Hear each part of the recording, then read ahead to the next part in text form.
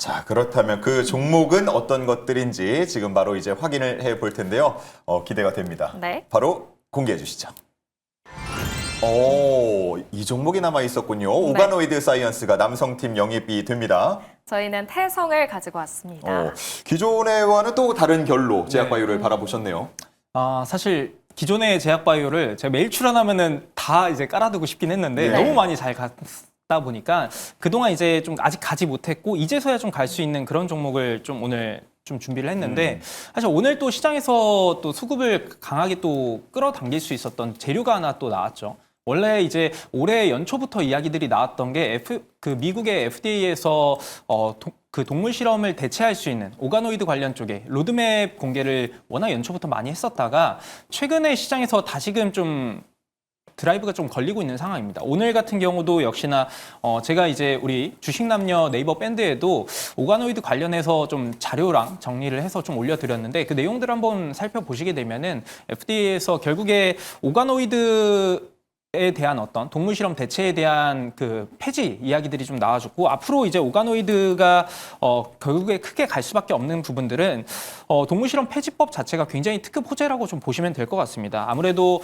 그동안 이제 동물 실험 자체가 뭐 윤리적인 문제도 당연히 있었지만 뭐 비용적인 측면이 바이오 업종에서는 가장 큰 리스크 중에 하나였었는데 거기다가 이제 또 임상을 진행하는 거에 있어서도 동물보다는 당연히 이제 사람을 통한 어떤 임상 자체가 그 효능을 좀 체크하는 데 더 도움이 많이 됐었던 것들이 사실입니다. 그러다 보니까 결국에는 큰 방향성은 오가노이드 쪽, 대체 인공 장기 쪽으로 갈 수밖에 없는 그런 구조이기 때문에 국내에서 이제 오가노이드 관련해서의 핵심적인 어떤 기술을 가지고 있고 초기에 이제 시장을 선점하고 있는 기업들이 앞으로 이제 대세 상승이 나올 수밖에 없다라고 좀 보시면 될 것 같고요. 국내에 이제 몇 가지 기업들이 있습니다. 그 중에 뭐 가장 대표적으로 우선 상승이 나왔던 게 로키드 헬스케어였던 건데 그 다음 이제 후속적으로 좀 볼 수 있는 것 중에 하나가 오늘 소개해드릴 오가노이드 사이언스라고 하는 기업이고요.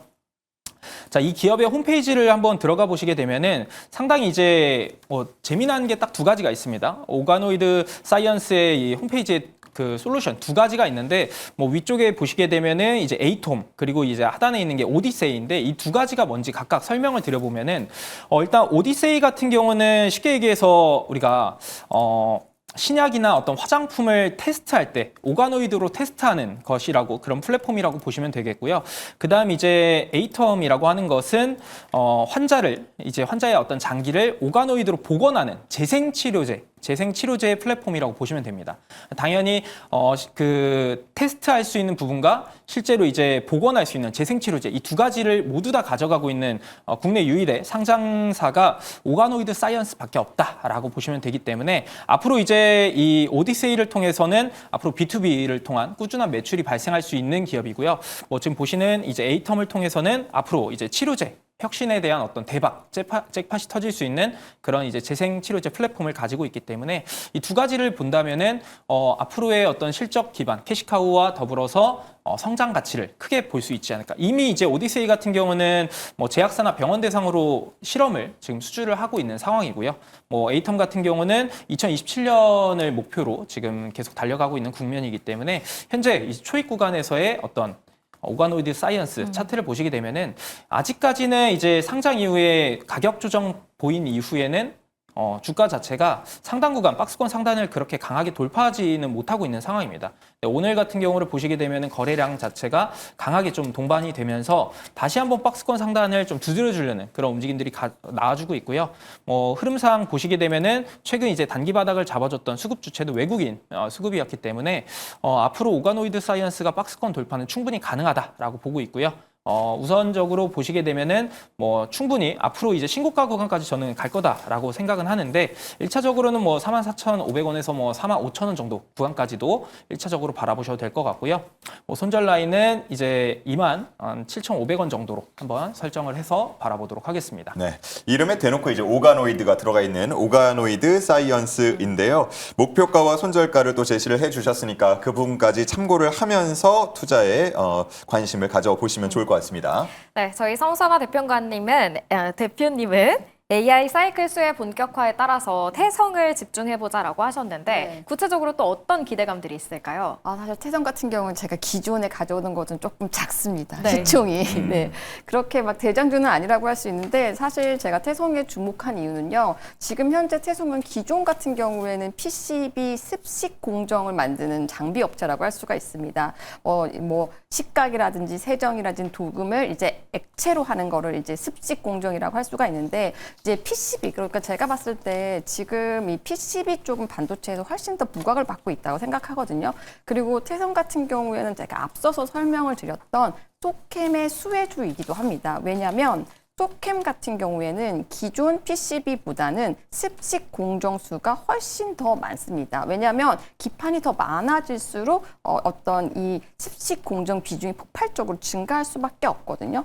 그리고 지금 기존의 고객사들이 보면 모두 다 소캠의 수혜 대상이라고 할 수 있습니다. 뭐 기판사에는 삼성전기라든지 LG 이노텍, 뭐 이수페타시스, 대덕전자, 이 태성 같은 경우에는 여기에다가 주로 이제 습식 공정 장비들을 다 납품을 하고 있거든요. 만약에 이 PCB에서 공정률이 높아진다라고 하면 당연히 태성의 장비 주문이 늘어날 수밖에 없습니다. 근데 제조업의 특성상 그 돌아가는 가동률이 80% 이상 넘어가게 되면 새로운 장비를 주문할 수밖에 없거든요. 근데 지금 현재 주요 고객사들이 기판 수요가 굉장히 늘어났기 때문에 지금 가동률이 80%를 넘어갔습니다. 그래서 지금 현재 태성 같은 경우는 내년에 당연히 주문이 늘어날 수밖에 없다라고 보는 거죠.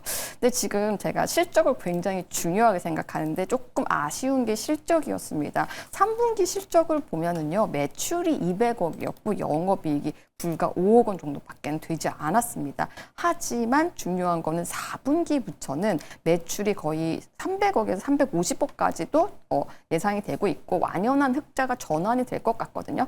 근데 만약에 여기까지를 한다라고 하면 제가 태성을 선택하지는 않았을 것 같습니다. 근데 태성의 기대 포인트가 두 가지가 더 있거든요.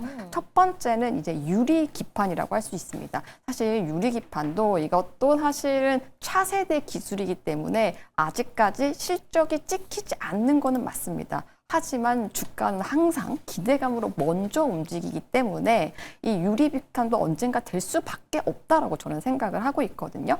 근데 이 태성에서 만든 게 이제 유리 공정, 기판 공정 중에서 TGV라고 하죠. 그 드릴로 뚫는 그 기술이 있잖아요. 그건 식각 세정 장비를 만들었습니다. 이걸 그냥 만든 게 아니라 이미 고객사에 납품을 해서 매출 레퍼런스가 있는 거죠.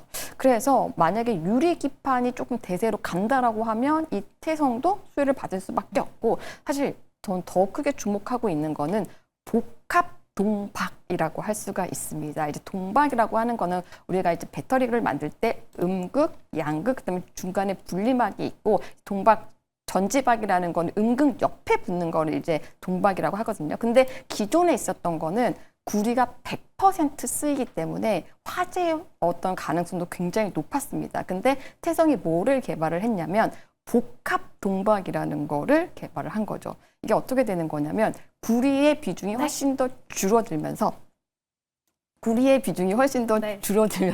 열 전도율이 훨씬 더 높아지게 되는 거죠. 그래서 이게 태성만의 기술로 개발을 한 거기 때문에 앞으로 어떻게 보면 차세대 먹거리가 될 수 있다, 이렇게 볼 수가 있습니다. 저는 그래서 만약에 이게 더 된다라고 생각을 하면 태성에서 훨씬 더 수혜를 볼 수 있다라고 생각을 하고요. 그럼 차트를 보면서 설명을 드리겠습니다.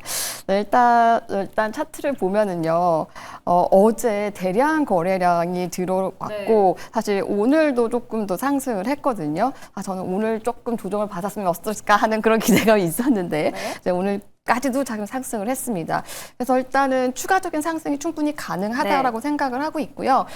지금 제가 목표가는 55,000원으로 보고 있고요. 손절가는 33,000원으로 하겠습니다. 네, 오늘 신고가를 경신한 태성, 저희는 55,000원까지 바라보겠습니다.